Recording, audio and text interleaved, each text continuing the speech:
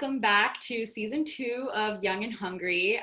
We did take a bit of a hiatus because we just wanted to make sure that our next season's a little bit different, and we're just going about it in a way that seemed authentic and genuine for us because we wanted this platform to be helpful for all the young entrepreneurs there. So this season, we're doing a little bit different. We're not going to have any guests, but you're going to have us lovely co-founders of Riddick as your guests, and we're going to be talking about being young business owners. So kind of the same sentiment as the first season, but a little bit more focused on our journey, on Ludic's journey, and just how Kara and I have gone about it.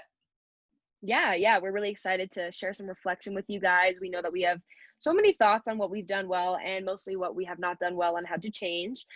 Because as any of you guys who are, small business entrepreneurs or honestly just started a new hustle would know, like it's a big learning curve, something that we've definitely learned over the last, how many months have we been? Let's see. Like 6? Like around 6, I think. Yeah. So over the last 5 to 6 months, this has been a wild ride. And yeah, for anyone who's launched a business, you know that you just kind of get thrown in the midst of it, and it is, that's what we wanted, but definitely we thought it could be powerful to share, some of our reflection and what we've learned with you guys. So today, season 2, episode 1, we're happy to be back with you guys. And this episode is going to be answering questions that we get about us.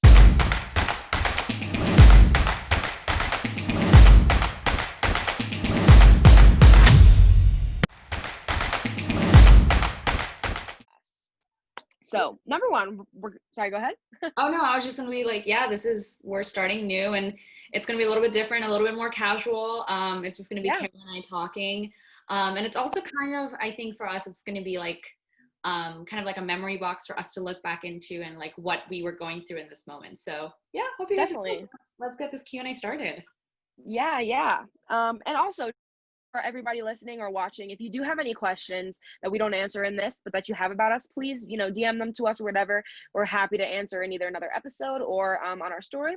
We'll just, see how that goes. But please ask us questions. We are happy to be transparent about our process. And, if it can help someone else, we definitely want to do that. So our first question is, why did we start this business? How do we go about that? You want to go, Ryan?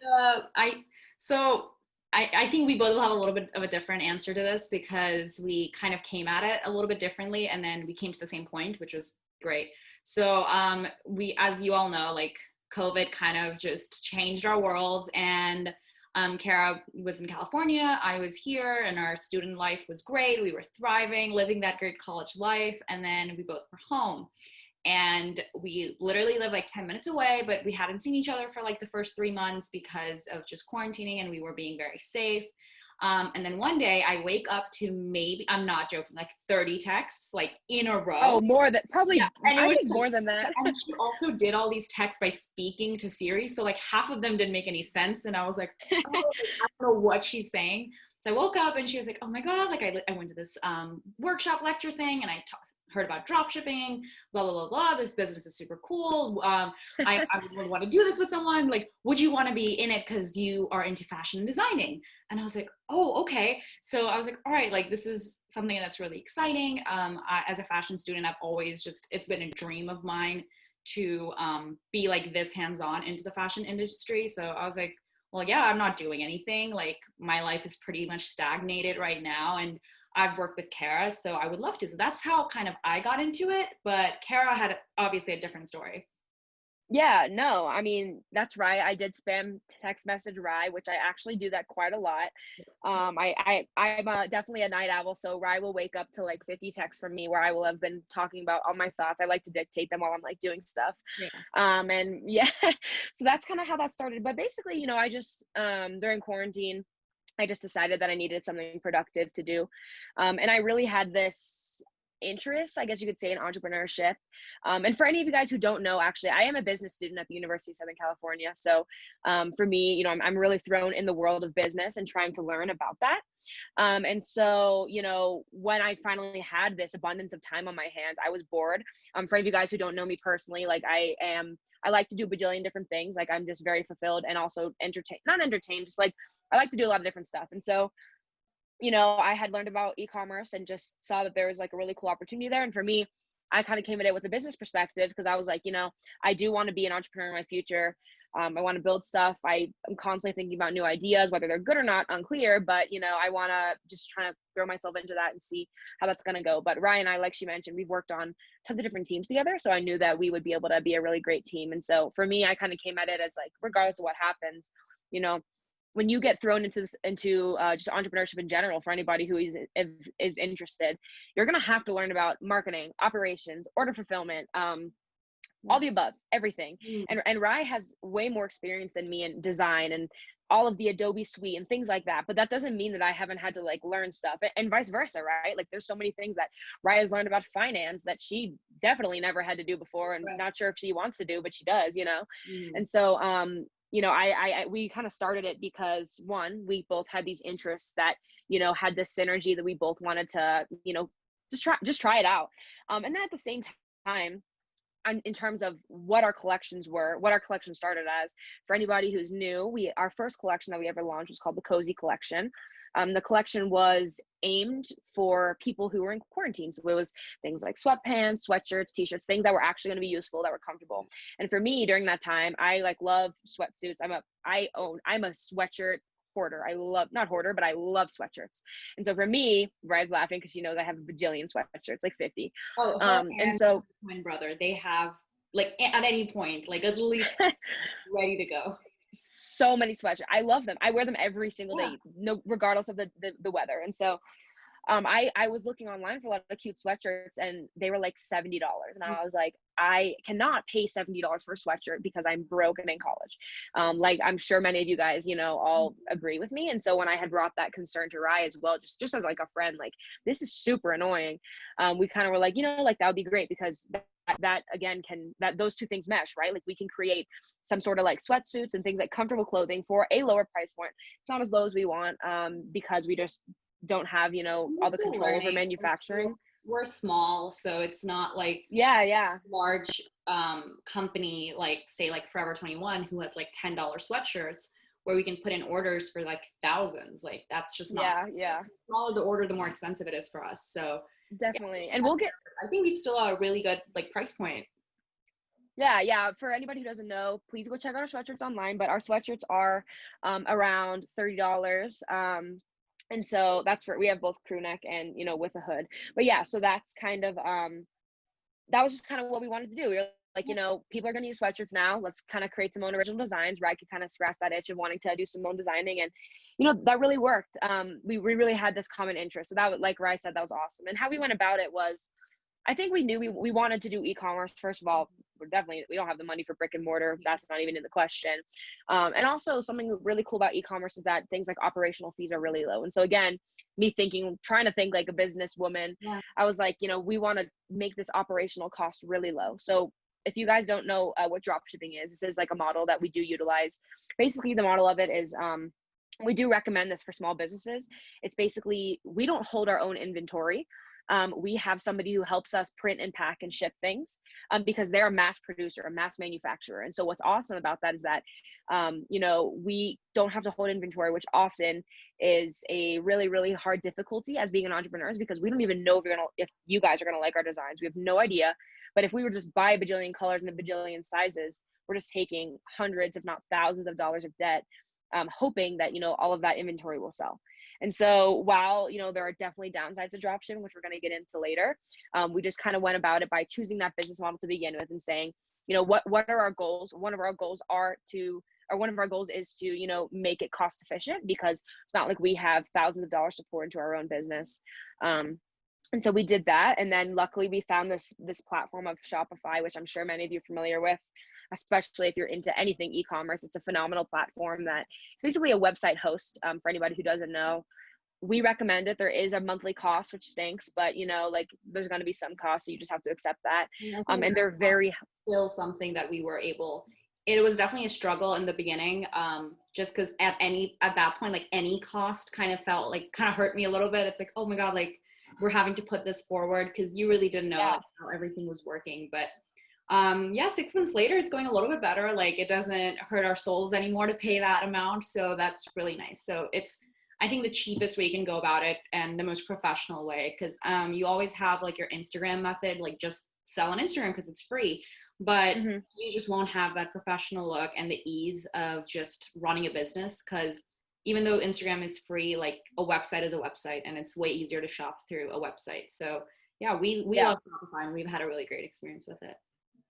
Something else that I do also want to mention, and we're going to actually talk about this, something coming, which I'm not going to tell you because it is a surprise, but um, again, me trying to think like business minded, we thought a lot about scalability, and by no means do we necessarily think we're going to be Forever 21, but well, maybe we will, I don't know. But, you know, to do things on Instagram are great, for example, but to me that wasn't as scalable because let's just say we do have an influx of orders. There's just not that professional process that goes into it. Whereas Shopify, you track every order with order numbers, you can invoice all this stuff forever. Um, and it's really incredible because it is a completely scalable business model, and we could have a million orders a day, and it's still the platform will be able to operate. Mm. And so that was kind of the way we went about it. If anybody's interested in hearing more about Shopify, like, please let us know. Again, totally something we would be happy to talk about. That's another thing, that's a learning curve. You're going to be thrown into it, and it's really great. It's also really complex and has a lot that you need to learn. But that's totally fine because it's a great platform. But yeah, that's kind of how we started. I don't know, Rise, or anything else you think we should add to that? No, I think some of our next questions kind of goes into it a little bit deeper. So yeah, that was Yeah, yeah. general. So for our second question, somebody asked us, and this is definitely more for Rai, but how do you go about the design process for your products? So So actually, yeah, go ahead. I wrote a blog post about this. If you want to not hear me talk, you can definitely read it. It's on our blog. But it kind of went, I never saw myself as a fashion designer as such, because I don't know, that's just something that didn't speak to me when I went into fashion. For those of you who don't know, I fashion market. That's my major. So more into styling and how to sell clothes. So that's kind of what I learned, is just how to properly market clothes, how to sell them, how to know your customers. So really important factors, but not the design process. And then over the spring quarter, I had a class. So all fashion marketing students, you have to take a textile class at SCAD just to kind of learn about textiles and how to sell textiles. And our final project in that was to design a whole collection. And I was super scared about doing that because I'd never done anything like that. I would only sketch outfits for like fun, but never for like a project, and to have like a whole theme and everything.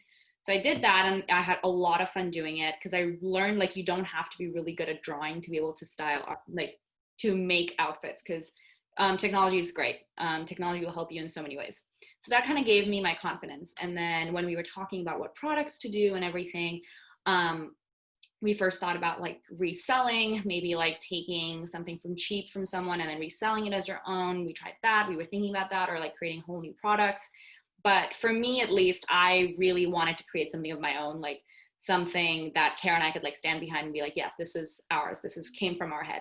So once we decided that, Kara came with the idea of like, let's do something for quarantine, because at that point, really no one was going and shopping for like dresses and such. And that was really the easiest thing to do at that point, because dresses and anything of like actual clothing is a lot harder than just designing with a manufacturer who already makes like sweatshirts and crews. So that's how we went about it.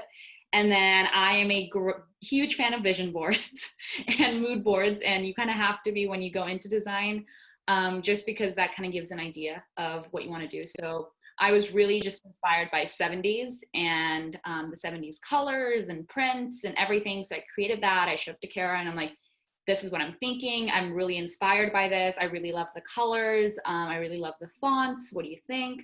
And she totally vibed with it. I'm like, all right. And then so like our retro bolts prints, our stars prints, those were just done on Photoshop. I drew the stars, the thunderbolts. I fixed the colors according to the color palette that we liked.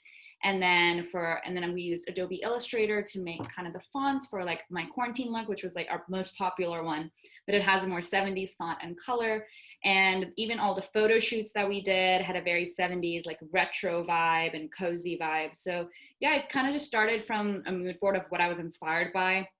I never went around of like what was trendy, which I think was very good for us, because our products are things that we at least haven't seen anywhere else, because it was just really saturated with tie-dyes. And as much as we love Yeah. tie-dye sweatsuits, we wanted to be different. So I really went with just things that inspired me, and that was the 70s. So, and we just translate that to a more modern collection. So that's kind of how my design process went. Yeah, no, I honestly really, if anybody's interested in that, and interested in any type of design, please go read our blog post. It will literally be a 5-minute read maximum. But in that blog post, we actually include some of the mood boards that we had, that Rye had created for us. And in it, Rye kind of goes, she wrote that blog post, and she actually kind of goes into like the thought process behind, like this is what I was thinking with this mood board and how it translated. And so you actually can really follow a very clear and rational thinking process throughout the blog post. So yeah, but yeah, that, I think you pretty much answered that question. I don't really need to touch on that. I'm really thankful to have an amazing partner who is great at visions. And you're right, not necessarily going with what's trendy, but going with what was like true to us and what we saw our brand doing. But yeah, so hopefully that answered the question for you guys.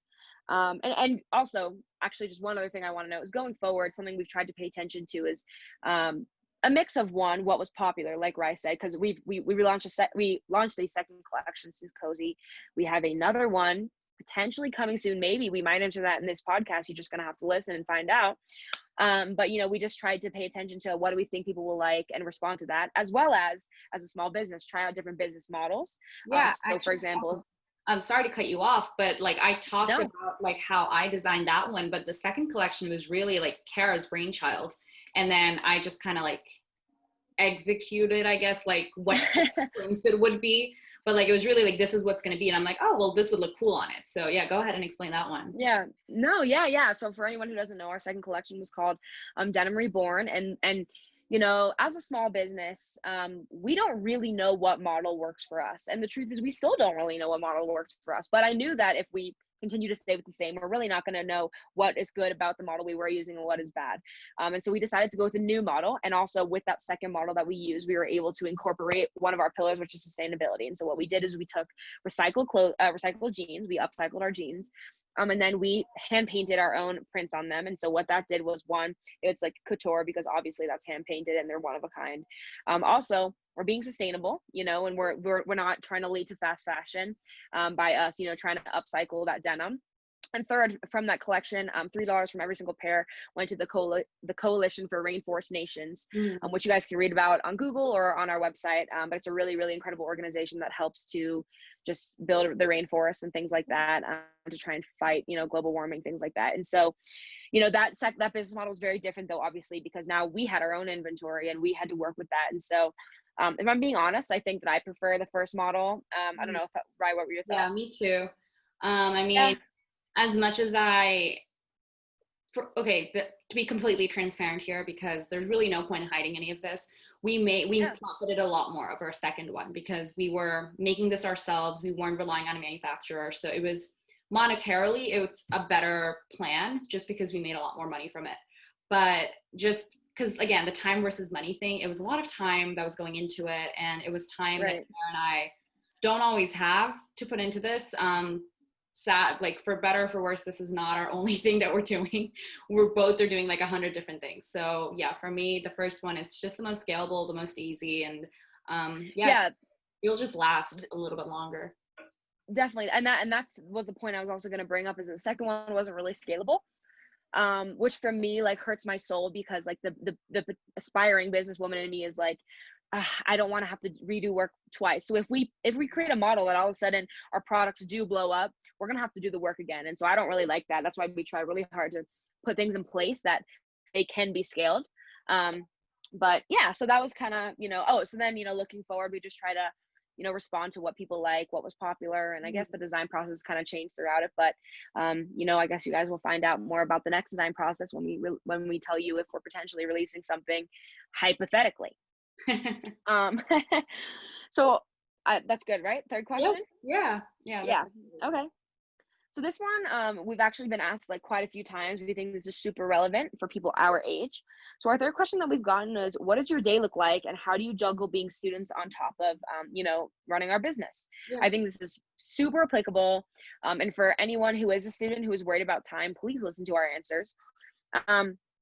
So I will. Us are crazy people, just to kind of. Yeah, I was gonna say I want to preface this by saying that Rye and I are very big worker bees. Like we Yeah. work a lot. Mhm. That's just the nature of us. Not only do we work a lot, we like working a lot. It's not in a negative way by any means. So sometimes we're also psycho about organization, and both of us have, I would say, decent time management. I actually say those are some of our strengths as people. Um, so I preface this by saying, like those, I think time management is very important when anyone is taking on more tasks in their lives. And so, Rye goes to SCAD, I go to USC. Both of those were heavily, hard A ton classes. of I'll work. just say that. Yeah, lots of work. So that's, the first thing. And on top of that, we both have had multiple internships throughout, even during this time that we have launched. We both are in organizations, hold positions, et cetera, et cetera. Mhm. But I think that for me, there's not a right answer to this question of how we juggle it. I will say, how I do it is I in my life can find time for the things that I really care about. And for me, like not only was this just like a passion project, not only was this a learning experience, this was something that would give me an experience that I've never had before. It was both for me, it was both for my curiosity and me being intrigued, but also for my like also things that can build my resume, that can help me learn and things like that. Not in the sense of like it's just a resume builder, not like that, but so for me, knowing how much I cared about this mission, cared about wanting to learn about entrepreneurship and stuff like that, this is just something that I put as a priority in my life. And so I want to first say that if you care about anything enough, you will be able to find time in your life for it, because if it's a top priority of yours, it will show in your actions, and so I want to say that first. And let's actually do that. You talk about that, and then we can go into our days, if that will help. Yeah, so I think another way that we juggled this is there's really no right routine or right answer. Like what worked for me in July won't work for me now, just because like even last week I started a new job, and it's such a time consuming thing, and it's just a lot. And so like one of my internship bosses was like, hey, like, are you okay? Because you're always like really on top of things. And I'm like, yeah, like I still get everything turned in, but it's like a little bit later than when I usually would get turned in. So it's just really like learning and kind of going with the flow in a little bit, even though I love planning, but you just have to see where that goes. And it was also, I think, learning about how Kara and I work, because even though we work well together, we work really differently. And we both are productive in a very different way. And there have been times where I've been like, oh, like, so I want something from Kara that she isn't giving me right now because she's doing something, or Kara needs something from me and I've just gone about it a different way and she's not getting that from me.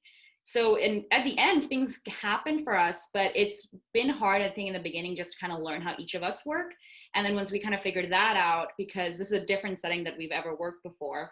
And once we got that, and then we figured out our life, and my daily schedule kind of changes. But yeah, I totally agree with her. Like prioritizing was just really important. And for me, even though work is a priority, like me having free time and being with my friends is also a priority, because that's the only way I can be productive in my work if I'm not burnt out. So yeah, it was like kind of going with the flow and learning and I think the best thing is to kind of being able to forgive yourself and being easy on yourself, and you cannot do 10 different things at one time. So it's Yeah. been a learning process.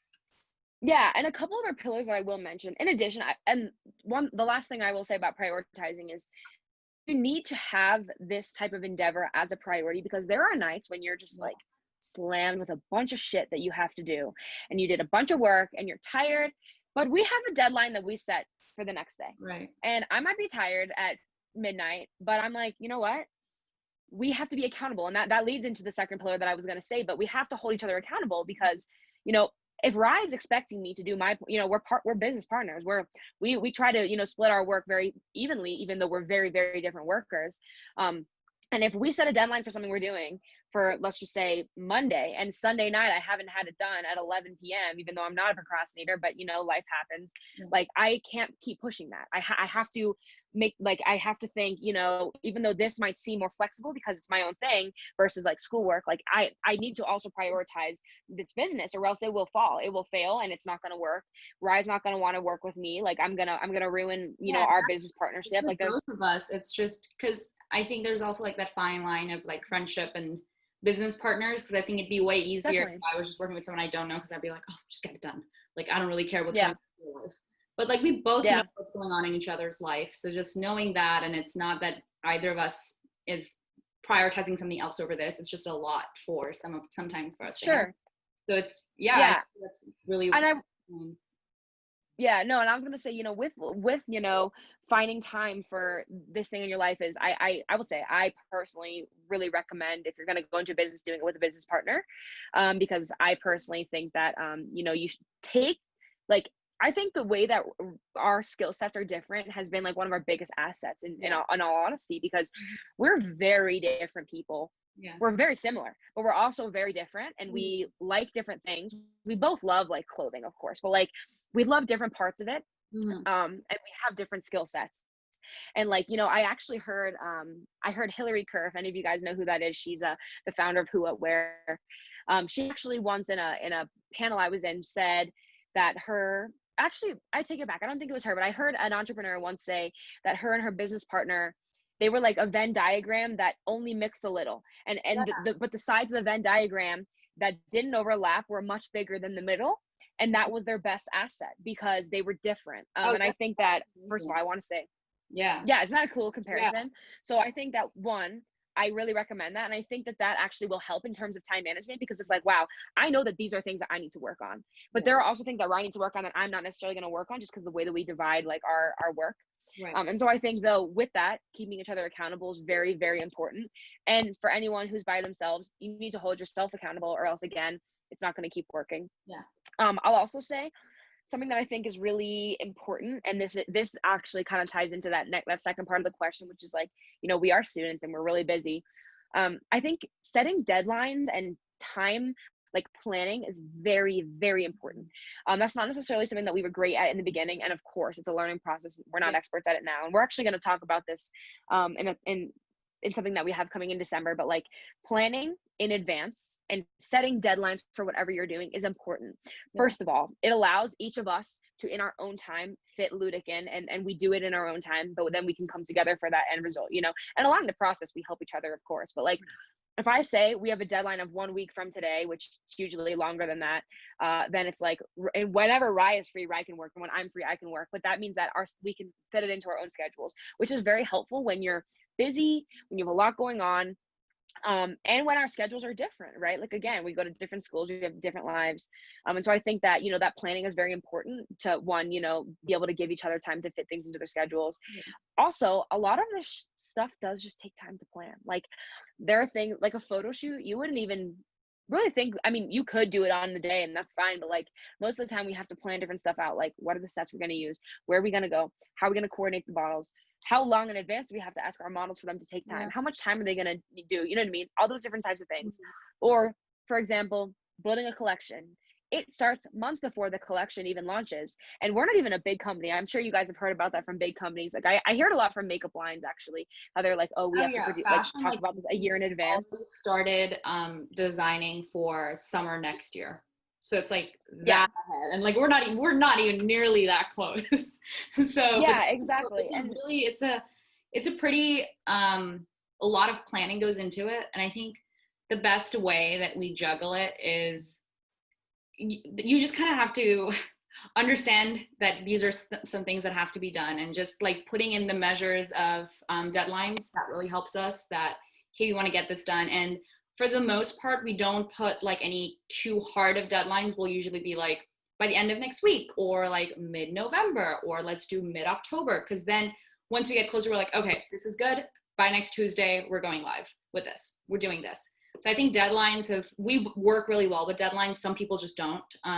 We really like deadlines. We like calendars. We like planners, and that's just worked for us. But if you're someone who kind of on a whim goes and like you're the most productive that way, like do it that way. But just kind of learn with you and your business partner what works, and then make that a habit. For us, deadlines work, so we've made that a habit. From the very beginning, we've had things that we need to get done. This needs to happen, and that's just kind of how it worked into our daily routine.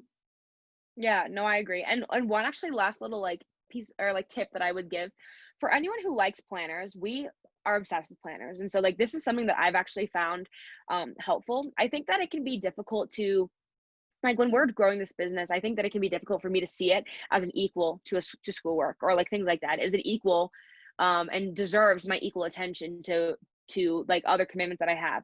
Yeah. But I think that that's not good. Like, I think it needs to also, I need to view it more like seriously, you know? So what I did was I started in my planner, like, for example, I like to plan out the month, but also in the days, I often like to plan out days. And in my head, I like to prioritize, like, this is what I'm going to do first, second, third, whatever. Like, these are, you know, prioritize even the list of tasks that I have for that night. And I would just put in the ludic work in that. So like, if my agenda, I'm like, homework for this class, homework for this class, do this for ludic, do this for my internship, There's my homework. like week planner. There's like my ludic section. That's my regular. Yeah. So Just like yeah, totally. So all just just in there. integrate it, and you will start to view it as an equal. And then it's like, oh, homework needs my time. So does my internship, my job, whatever, my club, whatever. But so does this. And I think that if you make that time and you really care about it, you love what you're doing, like you'll find the time for it. Again, if you guys have any more questions about that, like, we can go more into a detailed description of our days. Right now, they're not really consistent considering it's like quarantine and everything is hectic. But you know, again, if you guys have any questions, We should do like DM us. day Like, in the life on our story. Like each of us should like yeah, take we should do that. day in the life. Ideas. Yeah, I like that. Like little mini takeovers, except Yeah, with us. yeah, we should. Yeah.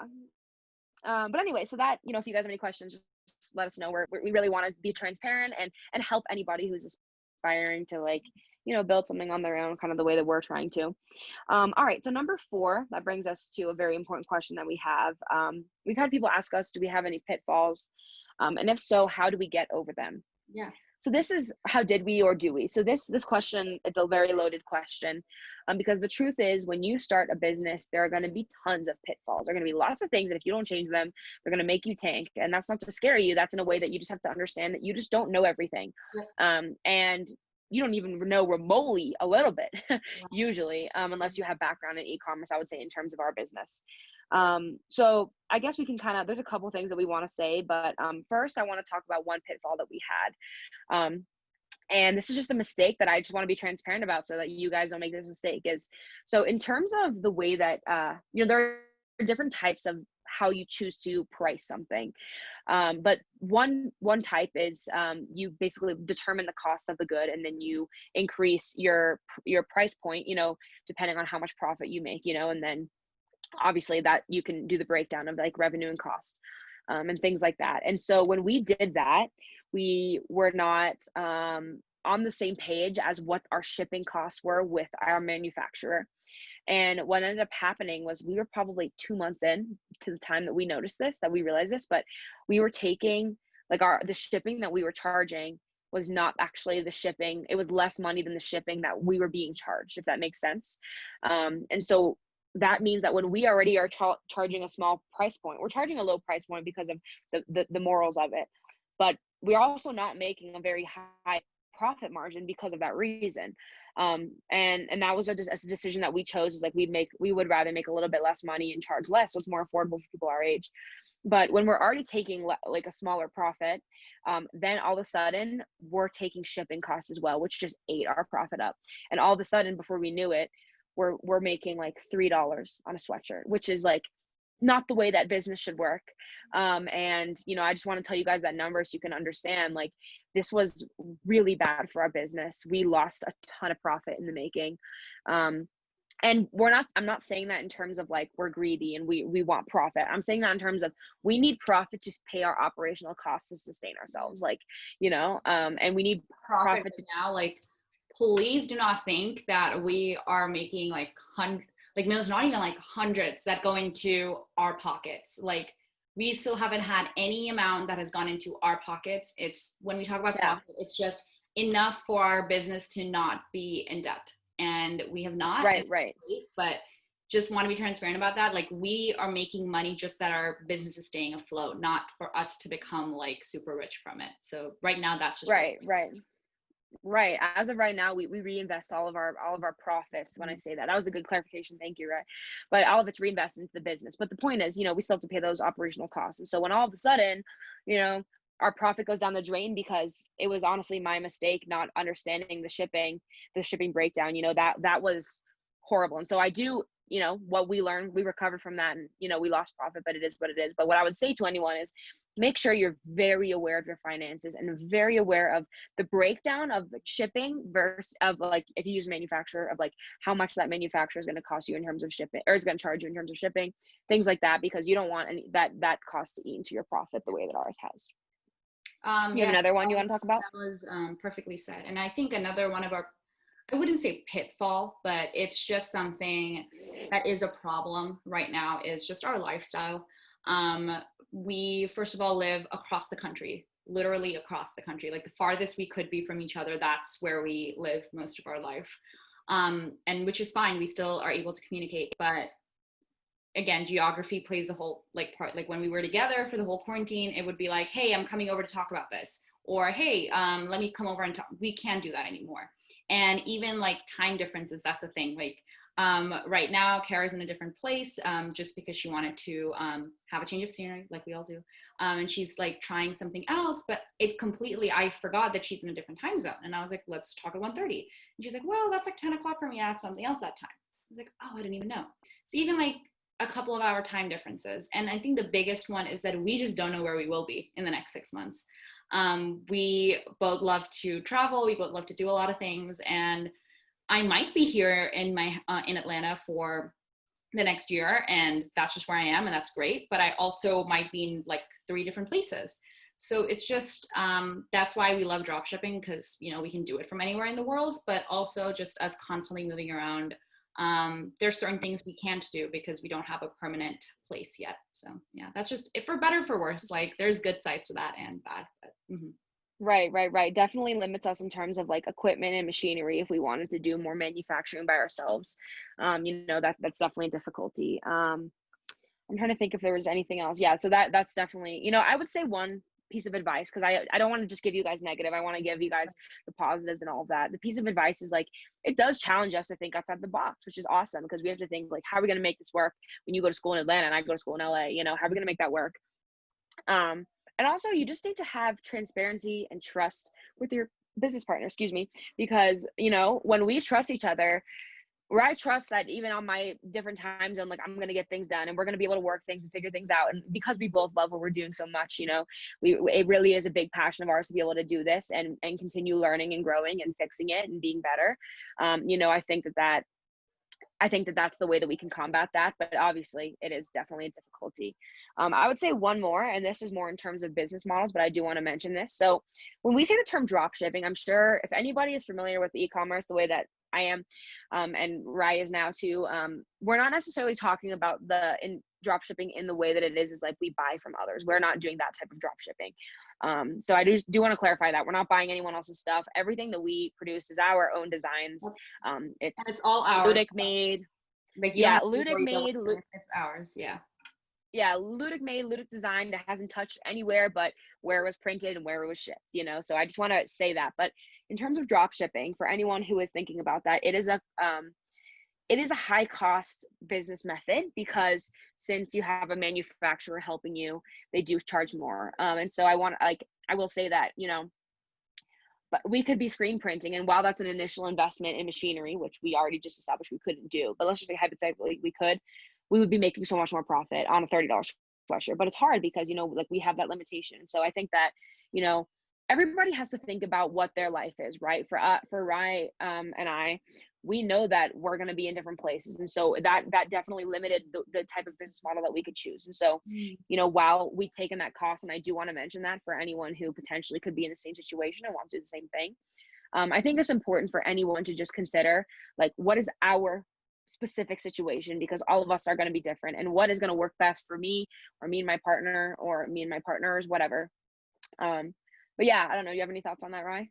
No, I think that was perfectly said. I was just thinking like when you were talking about like a pitfall, and just kind of how to avoid big blowouts from pitfalls, because we've definitely been in stressful situations. Like we both could definitely become really, I don't know, high strung if from the shipping thing. Like we're like, we lost so much money, like we couldn't have. And I think the biggest way to kind of get away from that, and I can only speak from this from having a business partner, is to kind of remember that they are a person before they're just someone who's like working. And for us, we're friends before we are business partners. That'll always be the way that it is. And if that ever changes, like something's wrong. And so for both of us, like even today filming this, Kara had something, and in a regular time, like I'd be like, oh my God, how dare you? My time is valuable. Like, I have things to do. But we know, like, she was transparent with what's happening. And I'm also like, yeah, like that's way more important than us filming a podcast right now. And the way I think we've handled Pitfalls, and we've never had like a huge like thing over something going wrong. We've always just been like, oh, well, like, what can you do? Like, it's happened. Let's learn from it. It's just kind of realizing the other person's a human. We do things, we make mistakes, we don't realize something's happening, and we have a life. And just kind of being gracious with that and being like okay with it. So I think the best way you can get over pitfalls, because that's the most important, is to learn from it and get over it. We both just discuss it. We're like, well, it's happened. We can't change it. Let's move on. There's no point being super mad about this, because there's literally no point. We can't change it. Yeah. And just last thing with that is like, have fun with it. And what I say, like, obviously take like that mistake that we had made, which like I'll take responsibility for sure, is like, obviously that was not fun, but we're not building this business because our income, our liveliness, or whatever the word is. Sorry, I sound so stupid right now. Like, our livelihood depends on this. Like, us being able to live does not depend on Ludic right now, And so, like, we make mistakes. We're young, we're new to it, and we're just like, it's okay. F-word, man, we messed up. Yeah. And then I'm like, talk about Hot Boys for a little bit, and we were like, if Theo James was here, it'd be great. And then we move on with our life. Yeah. It's okay. Yeah, you just I think that's and, like, realize, like, advice on how to get over it is learn from it. Yeah, and we just don't dwell on it too much, because there's literally nothing you can do to change it. So move on from it. Yeah. And also, actually, just in general, we should all practice this. Not that I'm perfect at it, but I think it is good. Is like, it happened. We have to move on, because it is not productive for us to just sit around and wallow in the mistake that we had made. We're like, and Ryan and I are both very like actionable people. So like, we make this mistake, and Ryan laughs at me because my classic line, I'm always like, idiot. Like, I'm always like, really want to make a sweatshirt for Ludic that says idiot, and it'll be like dash Kara. Because anytime she looks, I'm always like, and I'm like, yeah, and we make a mistake. Yeah, we make those mistakes, and we're like we're very, very like close, so we're able to just laugh, even though we mess up. Yeah. We're like, like, we made a mistake, but then we're like, you know what, we can be sad about it for like 5 minutes, then we're like, you know what, how are we gonna fix it? And we just put our energy into that plan. And so regardless, we obviously, there have been many more things than just the things that we've mentioned that have been difficult for us, or things that we've had to adapt to. But like, adaptability, it's not that deep, you just fix it. How are we gonna fix it? We can brainstorm. We're like decently smart, so like we'll figure it out.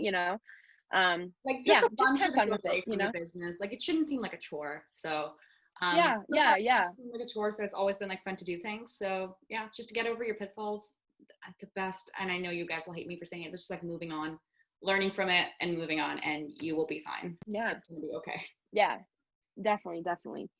And then there's like, we have wrapping up questions. So the second to last thing we have is, how did you learn what to do?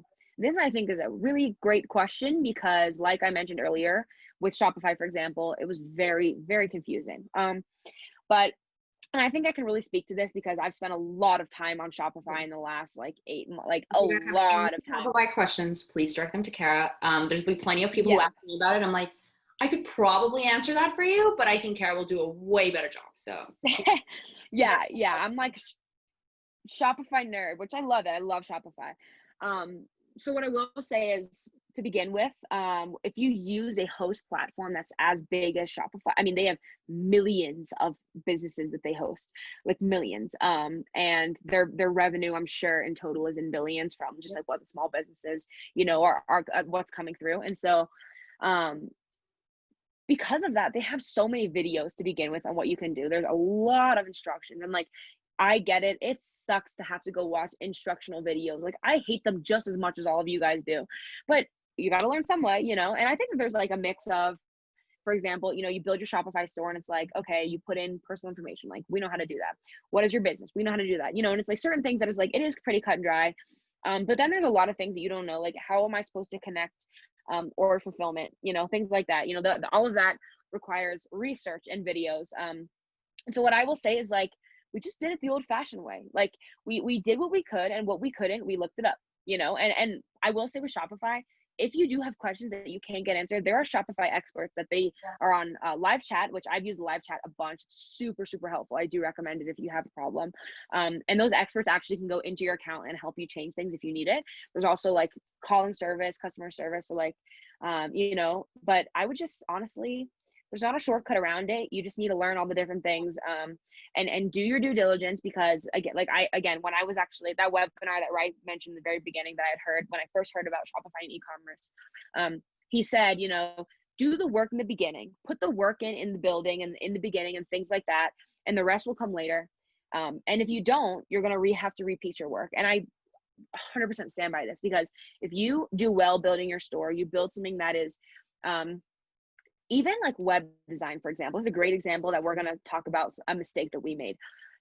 Our first website was not optimized for mobile. And for anyone who doesn't know what that means, it means that when you would pull up our website on a dashboard, like a laptop, it looked great.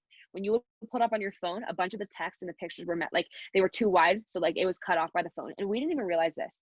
Amateur hour, I know, but that was just something we had to learn. And so, little things like that, we had to go back and change the web design. That was my point. And so that was something that we had to do the work twice, which kind of sucks. I like our website better now, but it does kind of suck that we had to, do the work twice. So do the research, do it the old fashioned way, read up on it, watch videos. There are so many Shopify experts out there, like thousands of people that are really, really great. And that do, like, there are YouTubers that's like their entire channel is talking about Shopify hacks, things like that. And put that work in, and the rest will come later, and it'll be okay. Do you have any thoughts on that? It was similar for me. Like, I had some knowledge about the Adobe suite just because of going to art school. That's just something you know how to do. But there was definitely things that I too have to go watch instructional Adobe videos, which is really boring to watch. It was like 15 minutes, someone creating a logo on YouTube. Like, it's boring to watch. It's not fun.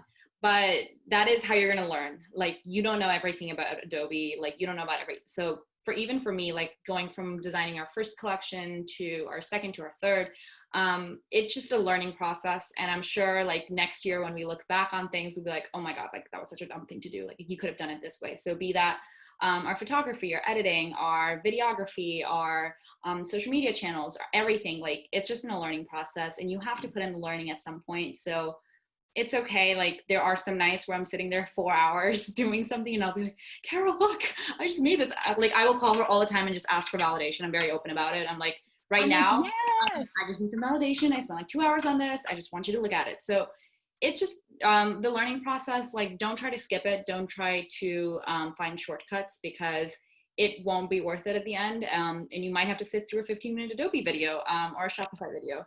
And that is way more worth it than you watching some 2-minute hack and try to get it, and then it's not working. So just put in the work. Yeah. And the very last thing that I will mention as well with this question is we're actually going to dive a lot more into like the learning process in a future episode of this season, but ask for help. Like, a lot of us cannot ask for help, and like, I get it, it can be hard, but please ask people for help. Ask other small businesses, ask people who have been on Shopify if that's what you choose to do. Ask a big business mentor. We had a meeting, if you guys follow our Instagram, you might have seen, we had a meeting with somebody who's big corporate executive, absolutely incredible guy, very knowledgeable, and we were just like, mentor us, please, we need help. Like, right. And that's fine, like, but ask for help, because if all the videos fail and all your ideas fail and all your business partners ideas fail, and Google fails, there is going to be somebody who can help you, and I just think that asking for help is, you'll find what you need. But last question, we're going to wrap up this episode because it's getting a little bit long. Drum roll. When is our next collection launching? Okay. Right? You have the honors. Our next collection is launching. We won't tell you the date because we got to have some fun things coming, but it will be here in mid-November. It's so basically like 2 weeks away. We're so excited. This collection literally came to me while I was mid sleeping. So I was pretty much half asleep, and then it came to me, and then I spam texted Kara, which like never happens. I spam texted her. I'm like, I found it. This is what's happening. We've been working on it. We're really excited about it. It's very different from our first two collections, and we're going a little bit of a different direction, which we're excited about. Just because we're going to the winter months. We're going into some, darker times. It'll be fun. Not in a bad way, but like it's getting dark soon, so but yeah, I would wank if I could. it's gonna be fun. So we're only a couple weeks away from it, and please follow us on our social media. We are very active on there. So right now we're just kind of reminiscing on our cozy collection and our denim reborn collection, and getting ready for our third one. So we're really Yes. excited. Yeah. Yes. So that's kind of the last question that we wanted to talk about today. If any of you guys have any questions, please let us know. We are happy to talk about them. Yeah. We really do, like part of why Young and Hungry even exists is because we're like, hopefully we can inspire and help other aspiring entrepreneurs, current entrepreneurs, things like that are just people our age that also just want to hear others. I know that I love hearing about other people's stories and just like actually details about what they do, because I'm like, ooh, what can I learn from that? Like they have great ideas that I may very well probably didn't think of. And so, we want to be, we really do strive to be transparent with you guys and open and honest. So if you have a question, like, let us know. We're very active and respond to everything on our Instagram. And so you can always let us know on there, and we are happy to answer, like whether that's a story, an episode, or even just directly to you. Well, yeah. thanks for watching. Yeah, we're back and better. We'll be having episodes, I believe, every 2 weeks for the next couple months. This is season 2, episode 1. And follow our Instagram. It's at Ludic Shop, LUDIC Shop. If you don't, you could also find us on Facebook. You can also find Young and Hungry on every streaming platform, which is super exciting. It makes me really excited to be able to just randomly look us up on the big kids now. Yeah. Yeah. And also, if you guys love this, go give us a rating on Apple Podcasts. It's not something we've ever plugged, but it would be super awesome. We could get a couple ratings in there. And so we appreciate you guys. If you want to see anything, let us know. But until next time, stay young and stay hungry. Bye, guys. Thanks for watching.